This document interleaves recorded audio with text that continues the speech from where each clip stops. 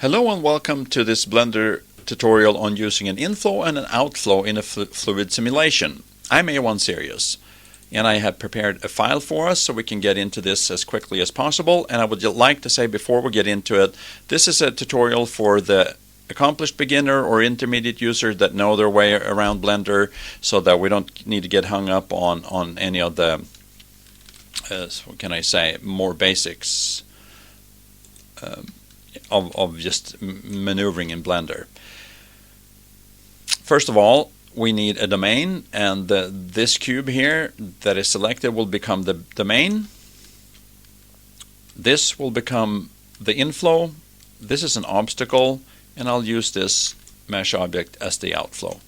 And before I start any of this, I'm going to go to the front, and I make sure that this doesn't touch, so that the outflow is not near the bowl there that I made.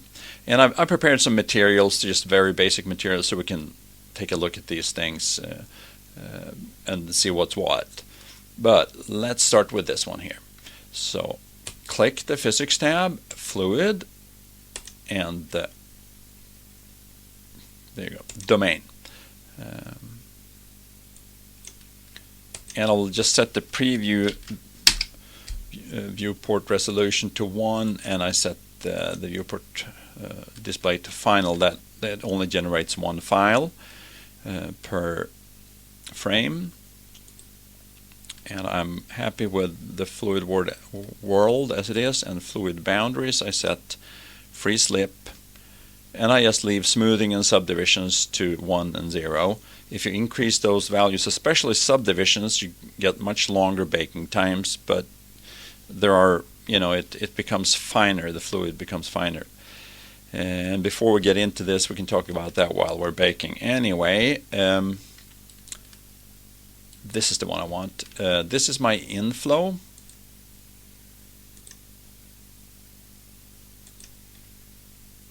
And I use shell and local coordinates. And this here is a obstacle. And shell again, free slip, and I'll wait with this. This will become our outflow, but we'll just do a bake first. And I'll set no initial velocity here, and then we'll see what happens when we bake it. And it's starting to drip. And we can just step through it, and we can actually play it. There you go. And you can see that fluid starts to drip from this object. Just play backwards as it's baking. So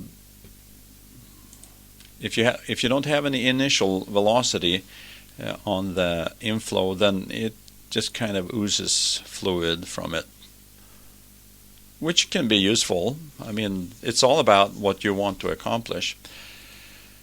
And then, well, I can turn on the materials, so we just look at it like this. And as we're doing this, I'll go into edit mode and do W and put shade smooth on that, so that way it's shaded smooth, the fluid is. And as you might remember, what the fluid is just, it's a mesh that is, when you bake it, it's the fluid simulation calculate what the mesh should look like at each frame.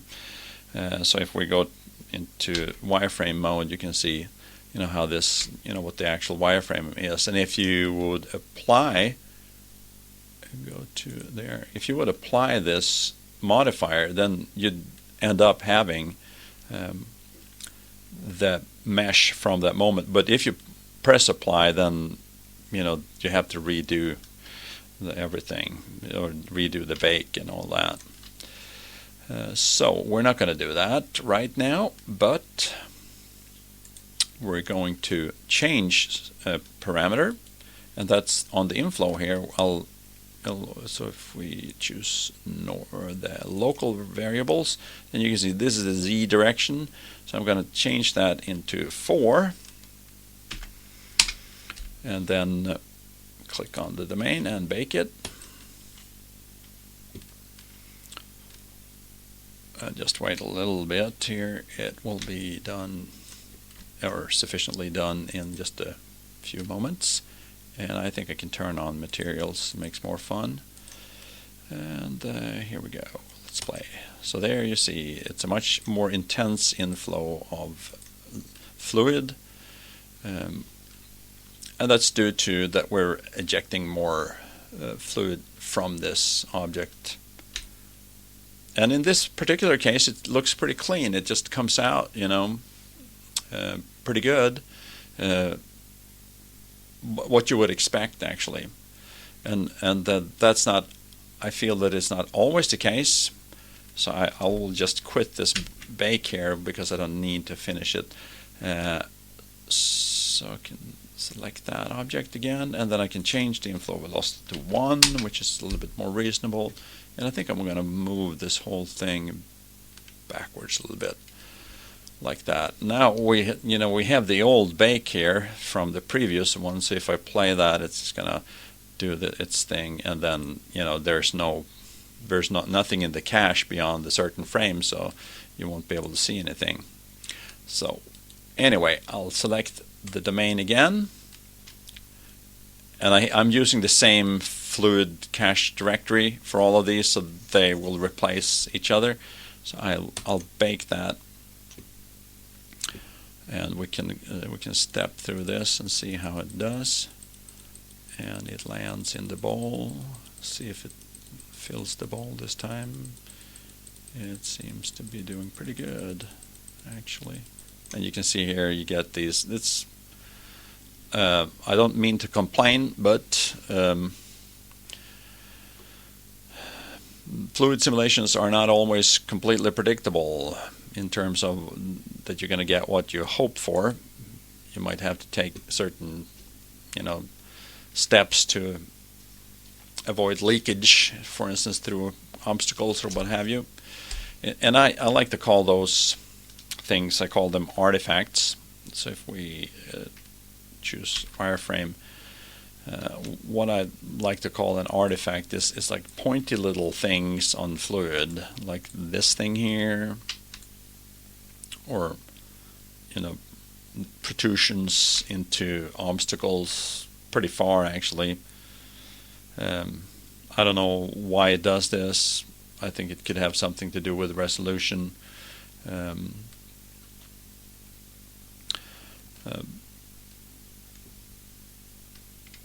And okay, now we're getting all this fluid, and it collects at the bottom, and that's something that you might not want. And also, especially when some fluid leaves the simulation, there's really no need to spend CPU calculating how this fluid, if all you're going to look at is this, then why spend time baking this? And that's where this outflow object comes in real handy. We'll just set that fluid object to an outflow and use shell. So now all the fluid that is generated stays in the bake, and we'll have to take that into account. But if you just want to get rid of fluid, whether it's inflow or just a fluid object that you have released or baked, then you can just use this outflow. So now we have this, and go wireframe it, select that. I think that's good. We'll just bake it.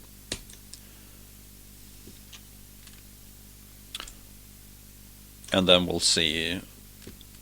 You can figure out what's going to happen, of course. And there you go. And we'll play this. And then what I wasn't hoping for to happen also happened. As you can see, I have made sure that this obstacle and that outlet are not touching each other. But it seems like there's a certain amount of, what can I say, almost radiation. I don't know what to call it. See here, there you go, and we choose the materials. So this part of this tutorial is really a discussion on problems that you can run into, and I think that's helpful. And we just play this, and well, you're not getting any spills out there; they're just being absorbed. But at the same time, it seems to actually the outflow seems to eat up what's coming into this obstacle here, which is above. It's away from the outflow. So we'll just stop that, and then we'll do this, and I'll just lower this quite a bit, and select that, and then bake it again.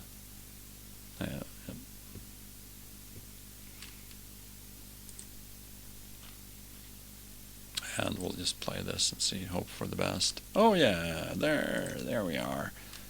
There you go. So here, now the outflow is not eating up what's inside of your your obstacle here.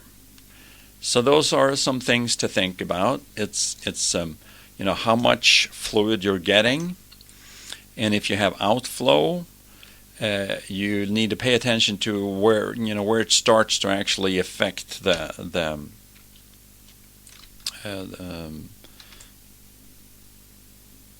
fluid. So I just want to play this. And here I don't know what it is. Since I have it in shell mode, so to speak. See, I don't know what it is that. See, there you go. It seems like around there.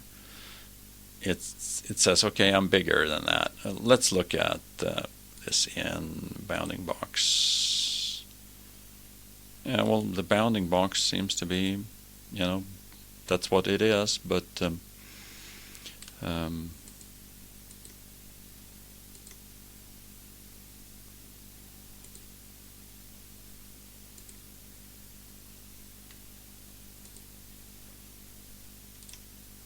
so I really don't have an explanation for this, why this does this.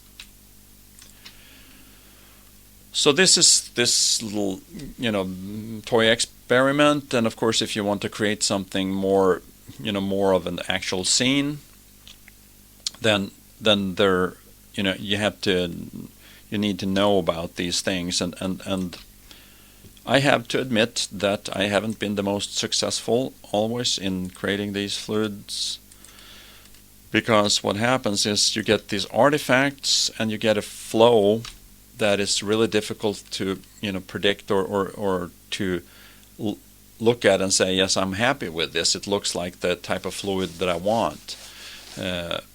If you, for instance, want some, I was trying to make a water fountain, and it didn't go too well, I think. I'll show you what I mean.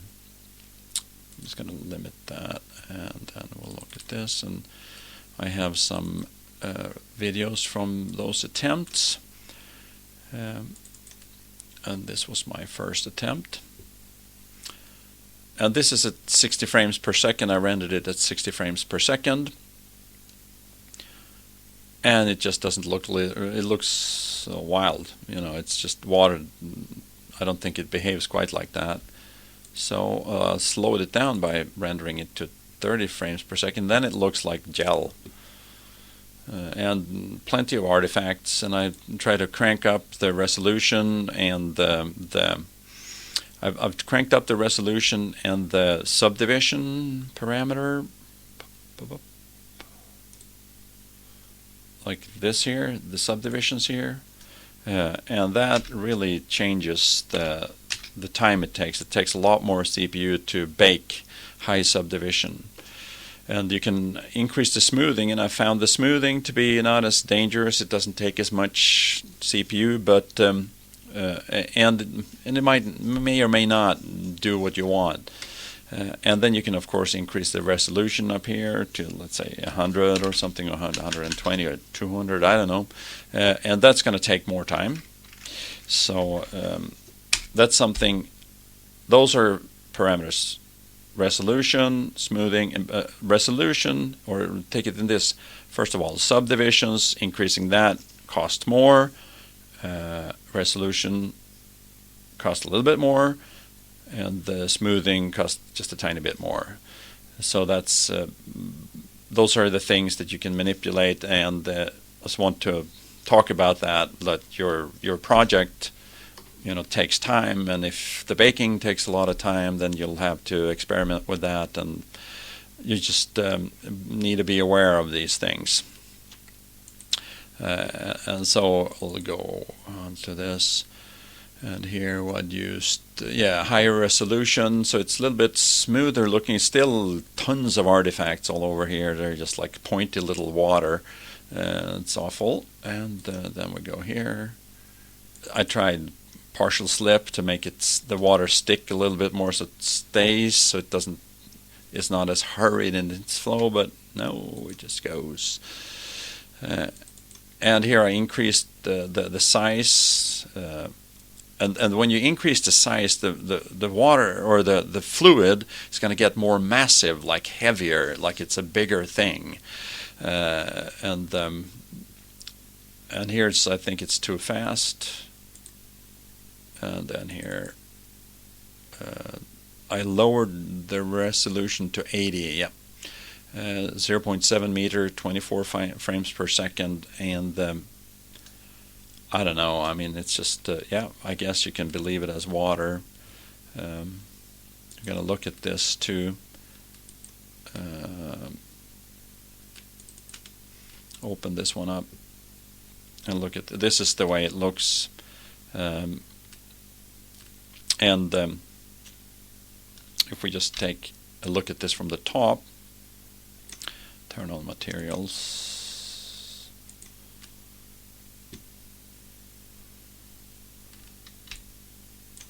Maybe rendered. Then we can see that depending on what viewpoint you have of your fluid, it may or may not look as realistic as you hope it to look. And here, I mean, it looks like a donut. I don't know. So I wanted to bring this up for you guys, so that when you're in your own project, that you're aware of that. Like making a fire hose, for instance, might be like quite of a challenge, because when you swing that hose back and forth, the fluid lags. It lags. Yep. It doesn't. It's. Yep. Let's see here. Just go, and we'll play this. And at least I did one thing right here, and that I put my outflow down here, so it eats the fluid. You see, I can see it.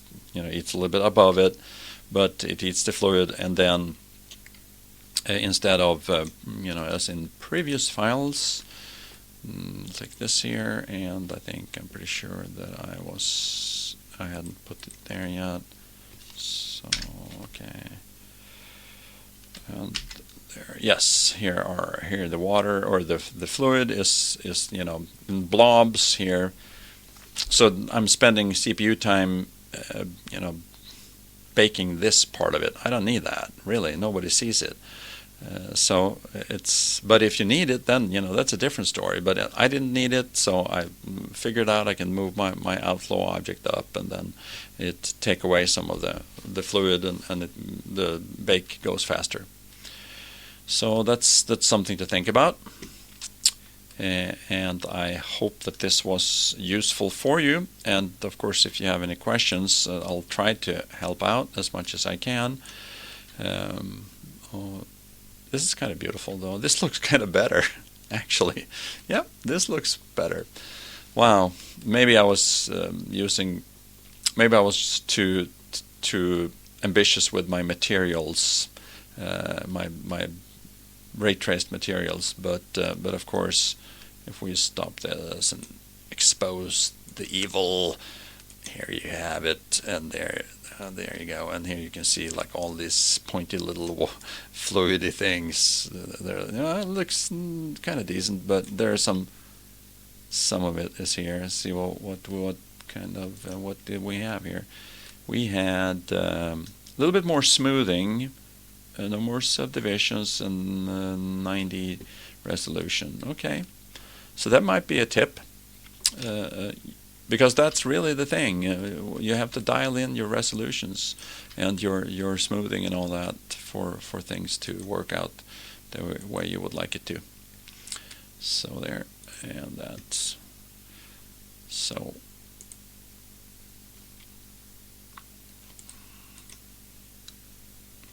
It's kind of fun though. Okie doke. So there. And I hope this was useful for you. And if you're in a project like this, don't hesitate to give me a question. Maybe I can help, maybe I can't, but I'll always try to have a positive interaction. It's fun. So thank you for your time, and I'll talk to you soon. Bye-bye.